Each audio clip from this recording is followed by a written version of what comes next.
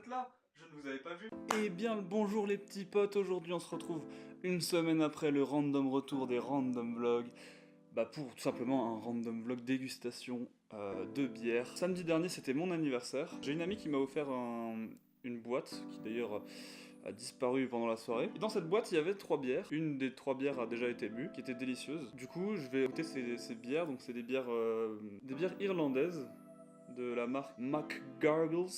Donc ça venait avec un jeu de cartes, mais étant donné que j'ai perdu la boîte, je pourrais pas vraiment vous raconter quel était le jeu qui allait avec, mais je pense que c'est une sorte de set famille. Enfin bref, alors on a 2 bières complètement différentes apparemment. Donc la Cousin Rosie's Pale Ale. Ce qu'on peut voir directement, c'est que c'est 4 ingrédients naturels. Au niveau de la bouteille en elle-même, on est sur quelque chose d'assez joli. La capsule avec le logo de la marque. On a le petit signe vegan friendly. J'ai pas de décapsuleur, super. It was at this moment Jackson knew he fucked up. Super.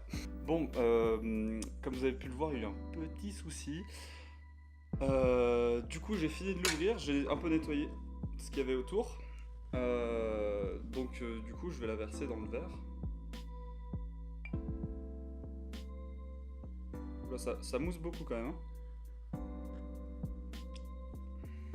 On va attendre que la mousse descende. Et on va essayer d'ouvrir la prochaine bière, qui est du coup la Francis Big Banging IPA. Ça a l'air d'être une bière un peu plus forte déjà. On est sur du 7,1 alors que l'autre c'était une 4,5. Donc voilà, je vous montre hein, la bouteille. Voilà. Là on remarque que sur la capsule il n'y a rien du tout. Donc cette fois-ci on va essayer de l'ouvrir sans la faire exploser. Alors, hop. Ça monte et ça explose pas. Oui c'est beau. Alors c'est dans le verre.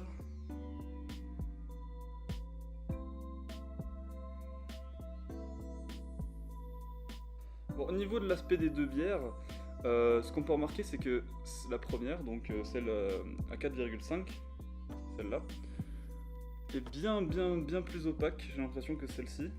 Je suis pas un expert en bière, hein, mais on va voir si j'arriverai à sortir de quelques mots.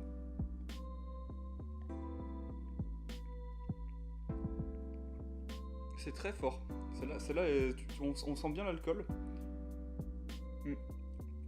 C'est un peu un goût de savon.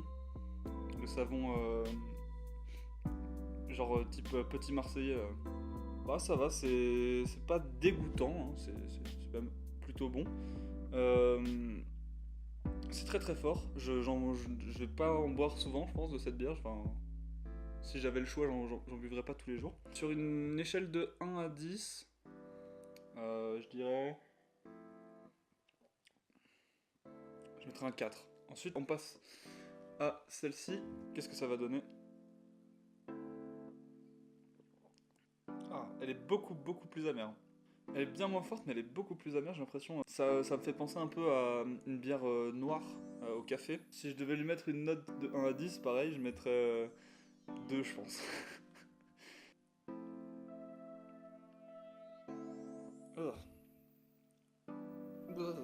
Ah, c'est... Ouf. 1,5 même. Wow.